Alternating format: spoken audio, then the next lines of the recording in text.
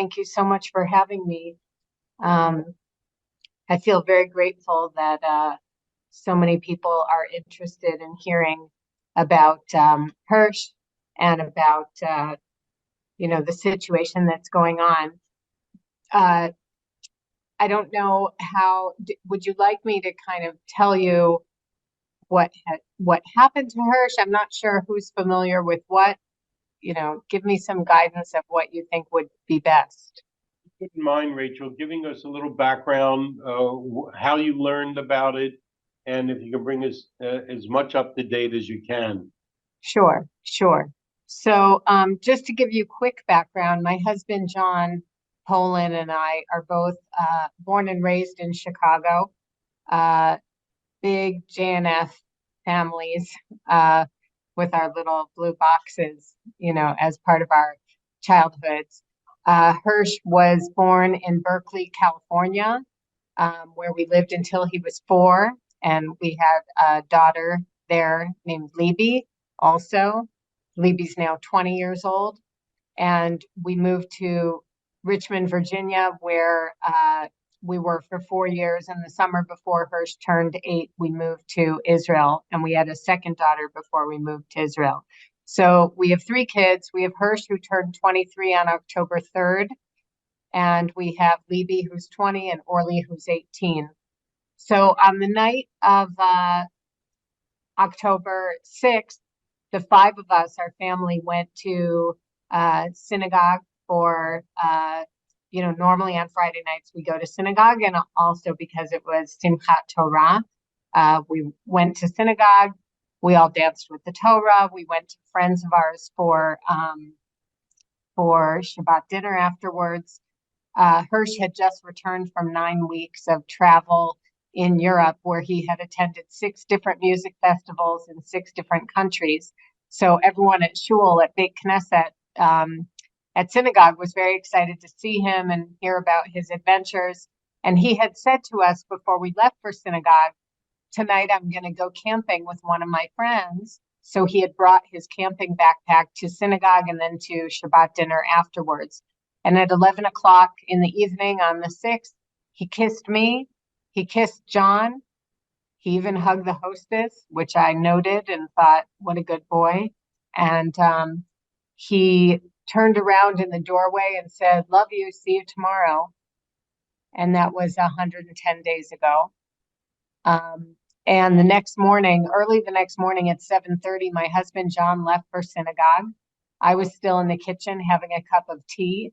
And right around 8 o'clock in the morning, I started to hear the first bomb sirens in Jerusalem, which is unusual for us. So I went down and woke up my 2 daughters, and we got into our bomb shelter that's in our apartment. And we waited the 10 minutes that you're supposed to wait in that situation. And if you don't hear anything, you don't hear an explosion, then you can come out after 10 minutes, which we did. Now, normally on Shabbat, I don't use my phone. So my phone wasn't on, and I knew that the boys, that Hirsch and his best friend, Aner Shapira, were camping out somewhere, and I knew rockets were falling somewhere. So I said, this is a matter of life or death. I'm turning on my phone to find out where the boys are. And it was 8:23 when I turned on my phone, and 2 WhatsApps, 2 texts popped up from 8:11. So I had just missed them by, 11, 12 minutes. One text said, "I love you," and the next text said, "I'm sorry." So I immediately, as any parent on this call knows, or think of your mother, my throat closed and my stomach clenched up, and I tried to call him back right away, and just rang and rang. And I messaged him, "Are you okay? Let me know you're okay. I'm leaving my phone on. Let me know you're okay." And of course, those messages were never answered or seen. And what we came to find out is that when the massacre started, Hirsch and Aner were at the Nova Music Festival. Aner was a talented musician, lyricist, singer, and Hirsch, as I mentioned before, was very passionate about music festivals and had just returned from 6 different ones in 6 different countries. So it made sense that they had ended up there. And they tried to escape when the massacre started, which ended up killing 367 of those kids who were at that music festival. They escaped in a car initially with two other young people, but Hamas had lined the main road, and any cars that were coming toward them, they just shot everyone at point blank range with machine guns. So Hirsch and the kids he was with made a U-turn and started to go south.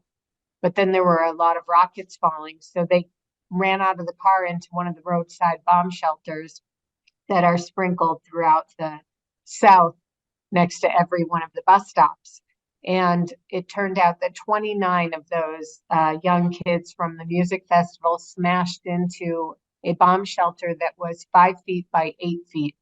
So you can imagine, you know, such a small space with so many young people smashed into it. And Hamas came to the doorway of the bomb shelter and started to toss in hand grenades, which on air heroically, by everyone's account who survived, was picking them up and throwing them out, which I've come to learn that from when you pull a pin on a hand grenade until it explodes, you have 4.5 seconds.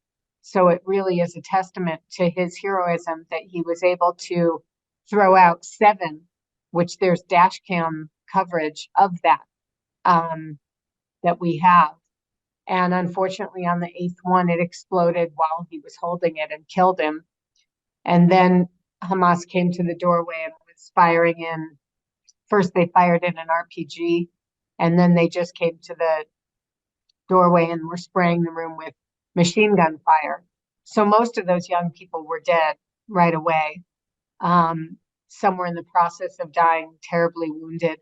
And some lucky ones were trapped on the bottom of the dead bodies. And they were lucky because they were able to pretend that they were dead.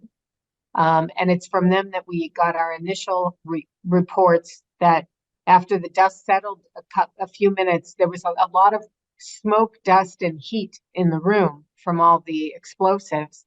And then Hamas entered and at gunpoint ordered 3 young men who were clearly still alive but wounded and slumped against the wall to stand up. And when they stood up, that's when all of the people who were peeking out, we spoke to 4 of them. They said that Hirsch's left arm from the elbow down had been blown off, that he had tied some sort of bandage or tourniquet around the stump that was his left arm. He, like we are both left-handed, so it was his dominant arm. And they were marched outside, these 3 boys, and they were put on a Hamas pickup truck, which headed toward Gaza. And Hirsch's last phone cell signal was detected at 10:25 in the morning, Shabbat morning, October 7th.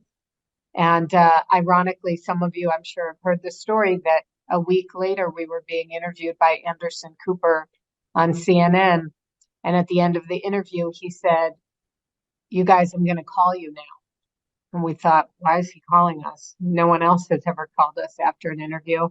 And he waited till we were off the air and he called us and he said, "I have footage, video footage of Hirsch's abduction," because he had been doing a documentary about the music festival.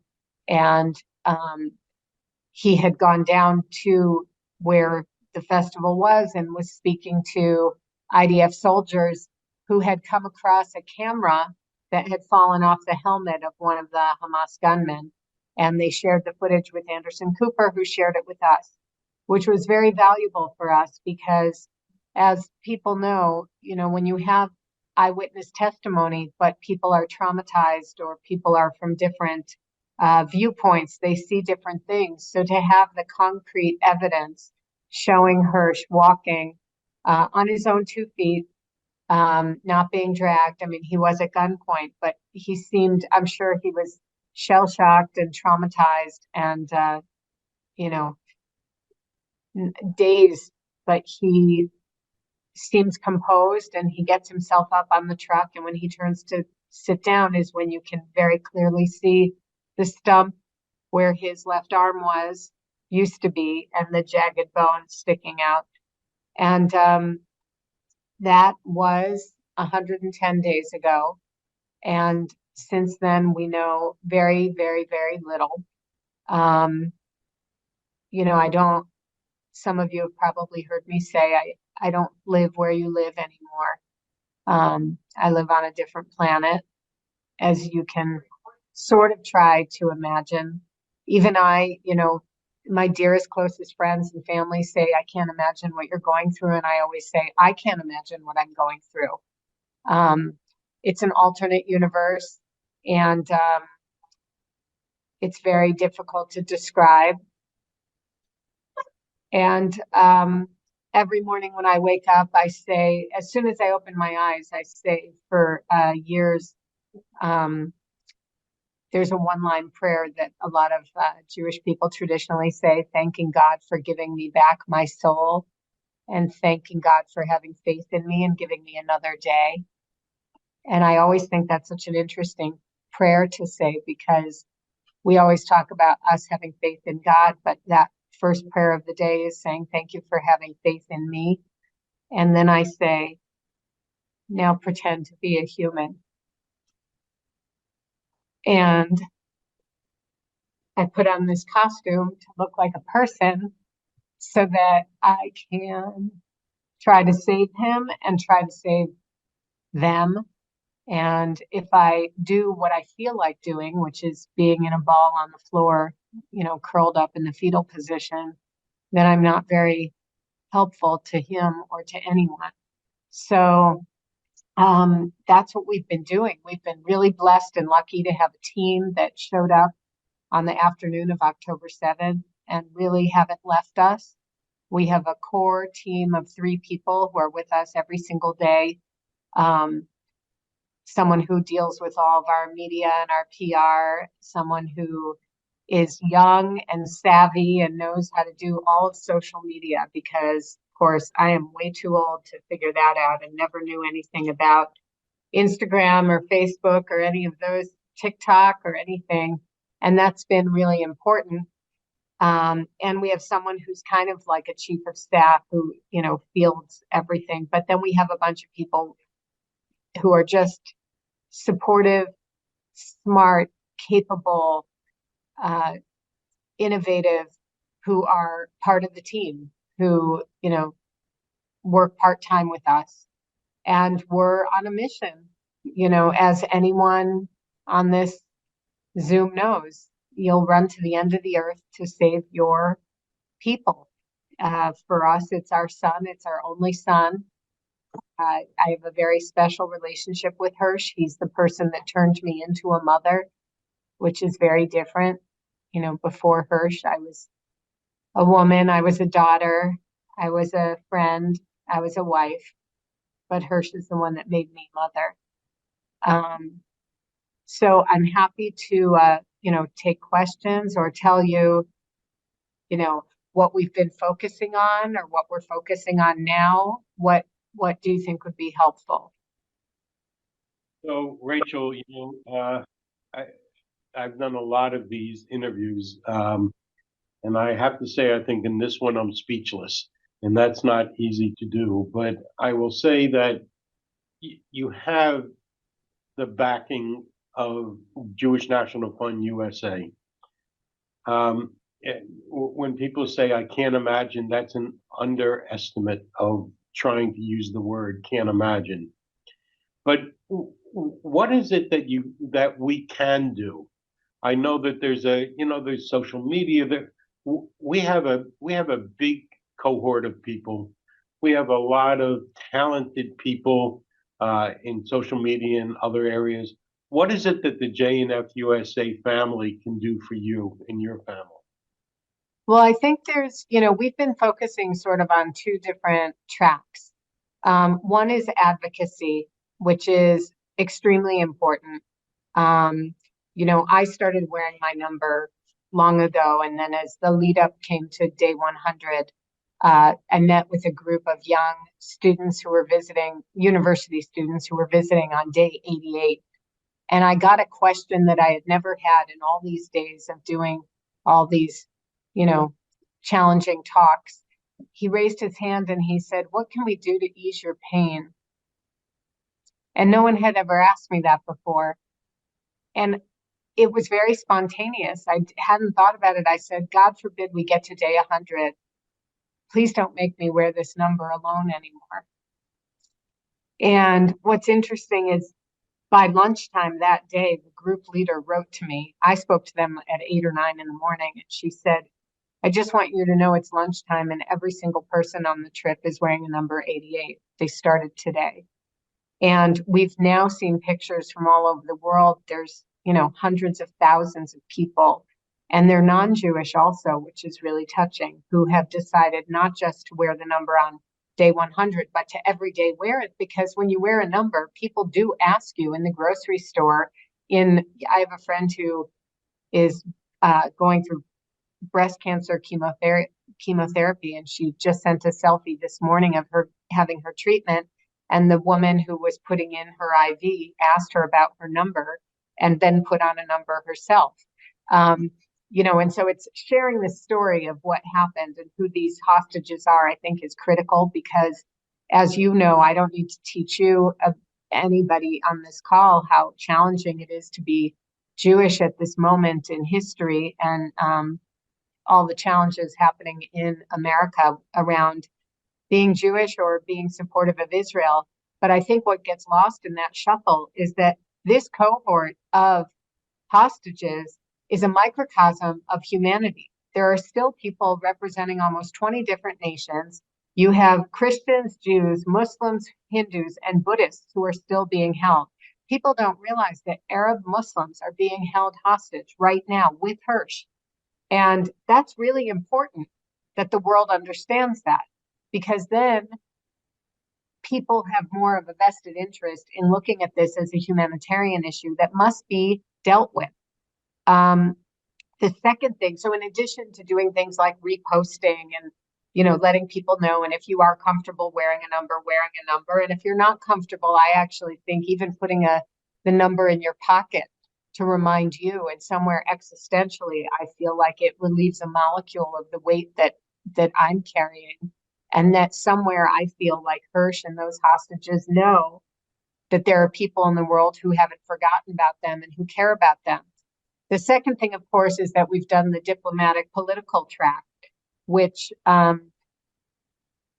we've spoken to everyone. I mean, we've spoken to President Biden, Anthony Blinken many times. We've spoken to over 50 senators. We've spoken to 7 governors. We've spoken to many, across the political spectrum. We've had a lot of support, especially, I will say, I feel very proud and grateful and blessed to be American. My first phone call on the 7th was to the U.S. Embassy. I said, there's an American citizen, civilian, who is missing. Now we know he is an American civilian who's now permanently, maimed without his dominant arm. And we have had nothing but support from the administration and from Congress. We've felt very lucky. But there are other players involved, as you all know.